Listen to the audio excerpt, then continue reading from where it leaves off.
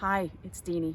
I just snuck out of the kitchen for a minute where Andy has me slaving over Shabbos and Yontif preparations to share with you just a very short teaching as my blessing to you for Shabbat and for the holiday. V'zacharta ki eved hayita be'eretz Mitzrayim. Remember that you were a slave in Egypt. The Torah repeats this over and over again. It's the line that informs the spirit of the Seder to keep us building a sense of empathy for those who are yet enslaved, to use the experience of our liberation to be liberators to others. But I think that line also teaches us something different. It also teaches us to remember, beyond the liberation, to actually remember the slavery, to remember that we suffered, that we were in pain, and to remember that from within that pain and that suffering, we were able to hang on to glimmers of hope. We were able to believe that we would find our way through and beyond it.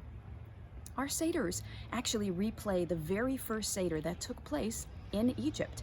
The night before we left, we were told to take a lamb, to slaughter it, to take some blood, put it on the lintels of our doors so God would pass over our homes during the plague of the killing of the firstborn, and then to roast the meat and to eat it with matzah and maror, bitter herbs, and to eat it with our shoes on and our bags packed and our staffs in our hands, ready to go, prepared for that dream of freedom to be realized.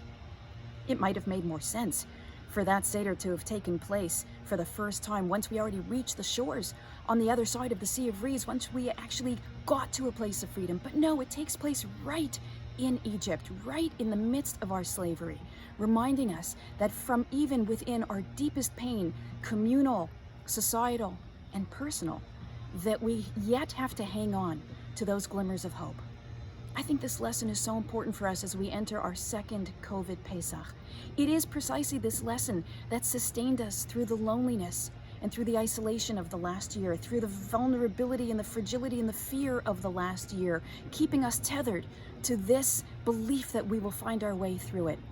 It's exactly this teaching that has catalyzed unprecedented numbers to be involved in issues of racial and economic justice as the pandemic revealed the yawning divide between Americans, in the same way that it revealed the critical role of climate change in the pandemic and is now motivating more people than ever to prioritize the importance of climate activism.